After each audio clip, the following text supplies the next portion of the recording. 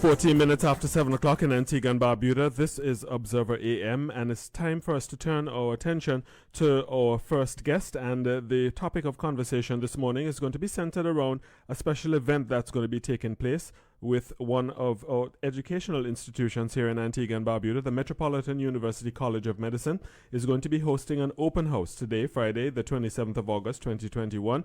It will start at 10 a.m. and conclude at 5 p.m. And joining us to speak about this open house, I do have a very special guest joining us in studio, Professor SN Kulkarni. He's the Group CEO of Metropolitan University, and he's also Vice Chancellor of Western Imperial University, and he joins us in studio. Good morning, Professor. Good morning to you. It's such a pleasure to have you here, and it's such a pleasure to be here. Yes, it's certainly a pleasure to have you joining us in studio and not via Zoom or some other electronic device. Thank you so much, and congratulations on your open day today. Thank you so much. It's a new beginning, actually. After the pandemic, this is the time when we actually tell the people, hey, let's follow all the COVID norms, but let's join each other for events and let's restart the life again. It's like rebooting a computer or a laptop. Yes. Let's reboot the life again. Right. Just tell us a little bit about Metropolitan University. I mean, would it have been one of those institutions that would have been impacted by the pandemic in some way, shape or form? I would imagine so. Metropolitan University College of Medicine is one of the premier medical schools in the Caribbean, not just in Antigua and Barbuda. Okay. And, the best part about the school is because we have arrangements for clinical rotations within 17 states of United States where our children do their clinical rotation in the last 2 years of the Doctor of Medicine program. So, yes, we have been majorly affected by the COVID pandemic. Especially because the contact programs have been missing completely. However, I would say that necessity is the mother of all inventions. So inventions did come in, yes, and we moved to a bit of online and on-site things. We in fact arranged lots of things at the locations of the hospitals as well, across United States and UK, even in Nepal, a small mountain country in Asia. So we evolved, but I would say it is good that we got impacted by this pandemic because it has made us future ready for the students, for the people, for the nation. All right. One can appreciate that. Crisis either break you or make you. And you're suggesting that it has made you, or yes, and caused you to evolve. Yes, and not speaking just on the lines of Metropolitan University College of Medicine, which of course is the premier medical school over here, but I'll speak for the entire education fraternity across the globe, across the world, where education fraternity, my colleagues, professors, teachers, lecturers, vice chancellors, directors, we all evolved because the center of our goal has always been students for all the fraternity of education. So I congratulate the entire education fraternity for not getting broke, for not getting broken, for that matter. And broke. Yeah. Well, I cannot say a few things on the radio. Yes, I can appreciate that. Right. The Western Imperial University, you're the Vice Chancellor of that institution. Yes. Tell us about the relationship between the Western Imperial University and the Metropolitan University. Well, the investor group which has taken over the Metropolitan University College of Medicine now, it's a UK-based investor group. It also is establishing the Western Imperial Open University and the Western Imperial Medical University. So that is the relation. Okay, so is there going to be a rebranding of sorts or no? Metropolitan University College of Medicine stays as it is for the simple reason that it's a premier school anyways. And like I said, we have some interesting saga with it. I'd like to mention this specifically. Our academic dean, dean of Metropolitan University College of Medicine is Dr. Josh Turner, who is an alumnus of the prestigious Johns Hopkins Medical University, which is the best medical university in the world. So obviously there is no question of rebranding. We are very happy with the Metropolitan Dr. Turner, where we are so very thankful to Dr. Turner to be here. I mean, leaving United States and staying here with us in Antigua for the people, for the love of people, for the warmth of the people, and for the development of the island nation and the Caribbean in general. So we are here to strengthen the existing setup of Metropolitan University and to take it global. All right. And just before we go into the meat of what's going to be taking place today, just to clarify for those who may be wondering, because there was some discussion in the past with respect to this issue of accreditation. Is there an issue of accreditation with respect to this school? That has been clarified? Absolutely not. The Okay. school is completely accredited by the National Accreditation Board. Mm-hmm. In fact, I've met the officials as well. The letters are there. In fact, we've got the next accreditation certificate today already. Okay. So no issues, absolutely. No issues about Yeah. that. All right. Why should our listeners be particularly concerned about what's going to be happening today at this open house at Met University? The listeners should specifically be, addressing today's event specifically because we are probably the only medical school in the entire region who has, based on the COVID pandemic and the economic impact that it has on everybody, have announced a 50%, up to 50% scholarships to every deserving candidate, every deserving child who wants to do a medical education. And I'm sure you appreciate that 50% in a medical school is a huge scholarship. Yes. And what is best is for the Caribbean students, for the Antiguan students, especially the students from Antigua and Barbuda, for the eligible students, the government would take care of 50% of their tuition fees in medicine, and we take care of the 50%. So, for the right candidates, for the deserving candidates, those who are eligible in the government, it is actually a free education for them in medicine. That is the beauty of it. And we are proud to say that we are probably the only school in most of the part of the world to have announced it. You'll be happy to know that a couple of days back, even the media in Asia and Europe and even in Africa, some countries in Africa actually carried this news report saying that we are offering this kind of support for pandemic hit families and very clearly, like I said before we started this discussion, Right. I said we are human beings first and then teachers and then a college. So we stand with our people, we stand with our children. We cannot accept a meritorious student, a deserving student saying that I am deserving, but I don't have money, so I can't do medical education. We'll say, no, please come to us. Our doors are open. We'll ensure that you become a doctor. Only thing that we need from you is study well, be a global citizen, have empathy in yourself, and be a good health professional for the globe. Understood. Now, how much does it typically cost to attend medical school, particularly this medical school? If you can give us an idea of the cost. Yes. In fact, it entirely depends on the clerkships that happen. I mean, if there are various possibilities of clerkships. So if you do a clerkship, clerkships? These are clinical clerkships, clinical rotations. Okay, rotations. Yes, All they are right. actually also called as clerkships in US. Okay. So All right. the clinical rotation, for example, if it is done in US or UK for that matter, then the entire course is about 100,000 USD. If it is done in some other countries, lots of people come from India and Nepal and African countries, then it goes down significantly, down to about 70-75. So anything between 100,000 to 70,000 is what is the cost at our school for this year.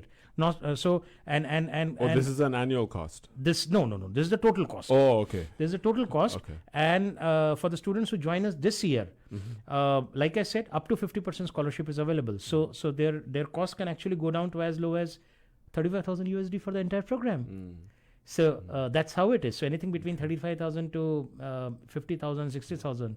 This is what is going to cost them. Right. What is the makeup of your student population in terms of ratio? You have locals, you have regional students, you have international. We have roughly about 42-43% students who are local and regional. Okay. Then we have about 8 to 9% students who are from United States. Then about 23-24% students are from Africa. And 17 odd percent is from Asia, which includes Middle East as well. Okay. So and rest is a mixed breed then. So that's how it is. Okay, understood. So like I said, maximum are local students. Okay. So what's going to actually happen? You're going to have physical students attending the school physically come this next semester or the new semester? Or it's going to be virtual? This is a very, very interesting question. We have we are prepared for a physical school. We are prepared for a physical semester. However, if the pandemic, the pandemic has been moving around like a sine wave. it goes up, then it goes down, then it goes up, and it goes down. Yes. So considering that, if the pandemic doesn't allow us in the first semester first semester, the first trimester actually, which starts in September. That may be online, and then we would invite the students in January to join us physically. But at the moment, we are geared completely to be a physical school this September. Okay, I completely understand that. Now, what distinguishes this educational institution from the other medical schools that may exist in Antigua and Barbuda? I think the first thing that differentiates this school, like I said, is the academic dean, Dr. Turner, Dr. Josh Turner, because not many people actually know that, an alumni of the best medical university in the world is leading a Metropolitan University. I'm sure lots of people do not know that. That is the biggest thing. I have always believed that captain matters. West Indies cricket team was very different when Sir Vivian Richards was leading the team. Yes. So the captain Viv is a god in India. Yes, especially. Yeah.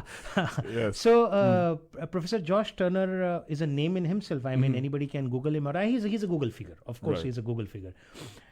That is the first. Secondly, we are somebody, like I said, who've got hospitals in 17 states of United States where our clinical rotations are happening. Some of the best hospitals in US, Jackson in Chicago, for example. I mean, the list is aplenty. Wouldn't get into the details of it. It's a time-bound program. UK as well. Number 3, and this is a very interesting point that I'm going to speak to you about. One of our students recently told me this. He said, "What is the best about?" He's in US, practicing in US now. So he said, "Sir, what I liked about Metropolitan University College of Medicine is we are not a roll number here. In most of the, if you know, in a professional institution, it is roll number 15, roll number 17, roll number 15, roll number 18. It's just a number. It's only a number."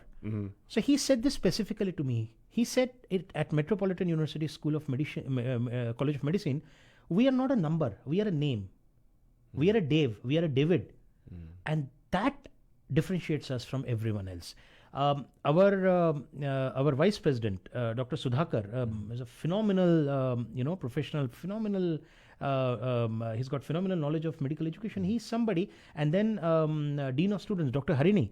I mean, she is like a mother figure for all the students. So for this school, for this college, this is not a number. Every individual is an individual, and that is what differentiates us from others. So we hold their hands, not just from the time of admission, but for the entire life cycle till they pass out and then move for their residency or maybe their practice as far as medicine is concerned. And do you offer specializations, or it's just general medicine? No, at the moment we don't offer specializations. Okay. But during the clinical rotations, certain specializations are offered by the hospitals themselves. Okay. We're going to continue our discussion with Professor SN Kulkarni right after this. What time is it? It's winning time with Pick 4. Win over $40,000 around the clock with Pick 4. It's the easiest pick in town. And with 4 draws daily, you get more chances to win over $40,000 with a wager over $10. What time is it? It's winning time with Pick 4 from the Caribbean Lottery. Get your tickets today.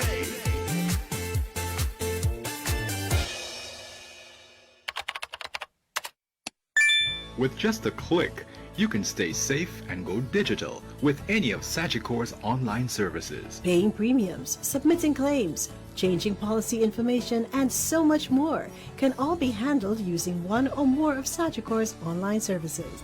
For more information on ways to do business with us electronically, visit sagicor.com. Let's stay safe. Sagicor, we're all in this together. Anyone can contract COVID-19 regardless of race, age, gender, or income. Protect your health and the health of your loved ones. Get vaccinated today because vaccination saves lives. Let us all do our part. Each vaccinated, all protected.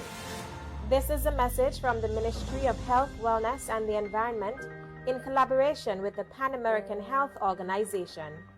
This is Observer Radio.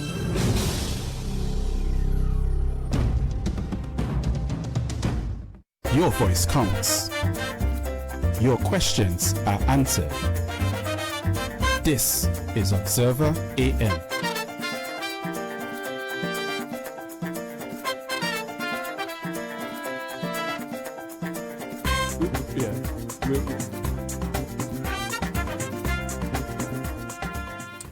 right, the break was a little quicker than I thought. We're continuing our discussion with Professor SN Kulkarni. Professor, just to give us a little background, I mean, the listeners have been getting a sense of you over the last few minutes. Some have put some questions to us, some of which I would have asked you already anyway. But just to tell us a little bit more about yourself, you're a professor of what? What do you teach? What's your specialty, your academic background? Right. I am basically an information technology person. I have my first there's a graduate and postgraduate degrees in electronics. Then I moved into information technology and solar engineering. Specifically, I'm basically a researcher in physics, chemistry, and artificial intelligence. That is my area. I've been a vice chancellor of 3 universities before coming to Antigua. In fact, God has been very, very kind on me. I've been the youngest vice chancellor of a university in India. The record still holds today. Okay. So that's how it is. And more than anything else, I am a teacher. A vice chancellor is just a position, just a designation. But that in true sense, all of us who hold any kind of degrees or designations are simply teachers. And that is what is important. I am a teacher. I am a student. I am learning so much from the people over here, from my students over here. I'm learning so much from you right now. Oh, well, I'm flattered. Tell me, what subject you teach? Information technology. And it's at this school? At the school, I'm looking at IT and also the physics for the first year rights. Okay, understood. Now, what makes Antigua unique? Because, I mean, you could, I'm sure, be having this discussion anywhere in the Caribbean or around the world. Why Antigua this morning at this point in time? That's a very, very subjective question based on every individual. Now, I'm somebody who plays cricket. So for me, Antigua is the land of Sir Vivian Richards, the greatest cricketer to have ever lived on this planet. But I hope Jojo is listening. Jojo is our sports show host. I know. Oh, you know. All right, there you are. So, I mean... I hope Viv is listening, but anyway. So, but seriously speaking, if you perception is everything as far as the teaching community is concerned. And let me tell, not just you, but to the entire community of Antigua who is listening to me today, the perception about Antigua is beautiful. The country with 365 beaches, the country which is warm, the country where people are warm, and the best part is, I do not know about the statistics, the actual statistics, but the perception says in UK and in India that Antigua is probably the safest country to stay and live, and work in entire Caribbean. Now, please don't consider this a political statement. I believe, and I've been here for more than a month now, and I've just found people to be absolutely warm, welcoming, and wonderful. Yeah, good stuff. That's the 3 W's for Antigua. Amen. All right. Who am I to ask any questions further? What I want to ask, let's move our discussion to what's going to be taking place today. There's going to be an open house. What should our listeners know? How do they participate for those who might have an interest in attending medical school? Who's this open house geared for, and how can they participate? That's the more direct question. The open house is specifically for the students who have graduated from their grade 12th, or they are graduating this year now. For anybody who wishes to take any kind of interest in a career in medicine, it's basically a counseling session. It's not to say that you need to come and join us. It's about the medical education, medical career as a whole. We are welcoming students, parents, teachers, principals, every stakeholder and every shareholder. These are 2 different things. Every stakeholder and every shareholder in education to join us anytime between 10 a.m. and 5 p.m. today while practicing all the COVID-19 guidelines and taking all the precautions. And what you get there is not just a campus tour and meet our beautiful faculty and our beautiful deans and our vice president, our honorable vice president, Dr. Sudhakar again will be there. But we'll also be showcasing our new campus, the new campus at the Barnacle Point, which we are shifting in a couple of weeks' time. And it's not just beautiful because it's surrounded by the sea on one side and the airport on the other, more than that, it has the ambience of education. And I always keep on telling my students and my peers that soul is the most important thing as far as education is concerned. So we'll be talking about our new campus. We'll be showcasing certain and certain labs, certain simulation labs that we are getting here over here for the students in the first year. Now, when we move to the new campus, would be having certain things like simulation surgery kits, which are not available anywhere in Antigua so far. So that would be a path-breaking thing that is going to happen. So when the children and the parents and the stakeholders walk into our open house today, they can expect to know all that. The contact coordinates are there across our social media, the Facebook, the Instagram, everywhere it is available. Okay. And the school is, the primary campus is at the Newgate Street here in the city center in Antigua. Also, you'll be maintaining that Newgate Street presence? Yes, this will always be maintained. This would be a student activity center plus the dorm for the students. Okay. So this is going to be there. The academic activities will shift to the Barnacle Center. Barnacle Point? Point. Where at Barnacle Point is this? Barnacle Point is right next to the international airport. Right. I have a general idea of where Barnacle Point is, Yes. but I'm trying to think of the facility. Near the old Air Force Station. Yes. It is right next to that. So it's a huge setup. Right. And the government is running a few, departments there. Was running a few departments there. So we've taken over the building from them. Thank you very much to the government for that. All right. So that's how it is.